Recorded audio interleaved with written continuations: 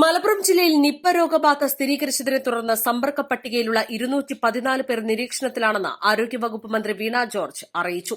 ഇതിൽ 60 പേർ ഹൈറിസ്ക് വിഭാഗത്തിലാണെന്നും ഇവരുടെ എല്ലാവരുടെയും സാമ്പിൾ പരിശോധിക്കുമെന്നും ആരോഗ്യവകുപ്പ് മന്ത്രി വീണ ജോർജ് പറഞ്ഞു. രോഗം ബാധിച്ച 14-കാരനെ കോഴിക്കോട്ടെ സ്വകാര്യ ആശുപത്രിയിൽ നിന്നും കോഴിക്കോട് മെഡിക്കൽ കോളേജ് ആശുപത്രിയിലേക്ക് മാറ്റിയിട്ടുണ്ട്.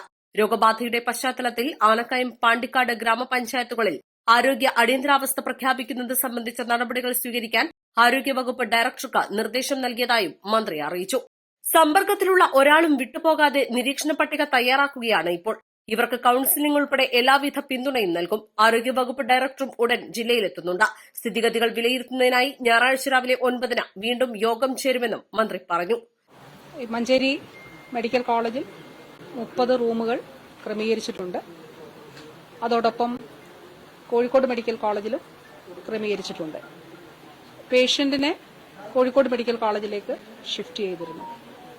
അപ്പോൾ ഒരു കോണ്ടാക്ട് പോലും വിട്ടുപോകാതെ എല്ലാവരും, ഈ മോൻ കോണ്ടാക്റ്റിൽ വന്നിട്ടുള്ള എല്ലാവരെയും കണ്ടുപിടിക്കുക എന്നുള്ളതാണ്. ഇന്നത്തെ ദിവസം നമ്മുടെ ഫീൽഡിലുള്ള ഇപ്പോൾ ഓൺലൈൻ മീറ്റിംഗിൽ പാണ്ടിക്കാട് നിന്നുള്ള എംഒയും ആനക്കയത്ത് നിന്നുള്ള എംഒയും അവിടെ നിന്നുള്ള ഹെൽത്ത് വർക്കേഴ്സ് ഒക്കെ തന്നെ ഈ മീറ്റിംഗിൽ പങ്കെടുത്തിരുന്നു. അപ്പോൾ ഇന്ന് അവർ ഫീൽഡിൽ നടത്തിയ വിസിറ്റ്സിന്റെയും ശേഖരിച്ച വിവരങ്ങളുടെയും അടിസ്ഥാനത്തിലാണ് ഈ കാര്യങ്ങൾ ഇപ്പോൾ നമ്മൾ ലിസ്റ്റ് ചെയ്തിട്ടുണ്ട് ഉള്ളത്. അല്പസമയത്തിനകം റൂട്ട് മാപ്പ് കൂടി പ്രസിദ്ധീകരിക്കും. ഏതൊക്കെ സ്ഥലങ്ങളിൽ പോയിട്ടുണ്ട് എന്നുള്ളതും. 10-ാം തീയതിയാണ് രോഗലക്ഷണങ്ങൾ ഉണ്ടാകുന്നത്. 11-ാം തീയതി പനി ഉണ്ടായിരുന്നു. അപ്പോൾ ആ രീതിയിൽ ഉള്ള എവിടേക്ക് പോയിട്ടുണ്ട് എന്നുള്ളത് സംബന്ധിച്ച കാര്യങ്ങളും പ്രസിദ്ധീകരിക്കും.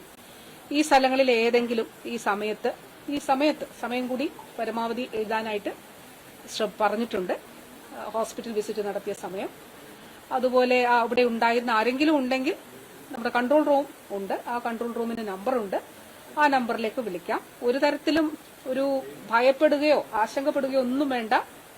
നമുക്ക് ഏതെങ്കിലും തരത്തിലുള്ള സപ്പോർട്ട് ആവശ്യമായിട്ടുള്ള ഒരു മാനസിക പിന്തുണ, ഭയമാണ്, അങ്ങനെയൊക്കെ ഉണ്ടെങ്കിൽ ദയവായിട്ട് വിളിക്കുക. നമുക്ക് ഒന്നിച്ച് ഒറ്റക്കെട്ടായിട്ട് നമുക്ക് ഇതിനെ നേരിടാം. ആ മോന് അവൻ സുഖമായി വരട്ടെ എന്ന് നമുക്ക് എല്ലാവർക്കും ആഗ്രഹിക്കാം. അതോടൊപ്പം തന്നെ മറ്റൊരാൾക്ക് കൂടി രോഗമുണ്ടാകാതെ ഇരിക്കട്ടെ എന്നുള്ളതും അതിനു വേണ്ടിയിട്ടാണ് നമ്മൾ ശ്രമിക്കുന്നത്. ആനക്കയം പഞ്ചായത്തിലെ പന്തല്ലൂർ സ്കൂളിലാണ് വിദ്യാർത്ഥി പഠിക്കുന്നത്. ഇതിനാലാണ് പാണ്ടിക്കാടിന് പുറമെ ആനക്കയം പഞ്ചായത്തിലും നിയന്ത്രണങ്ങൾ ഏർപ്പെടുത്തുന്നത്. East live, Malappuram.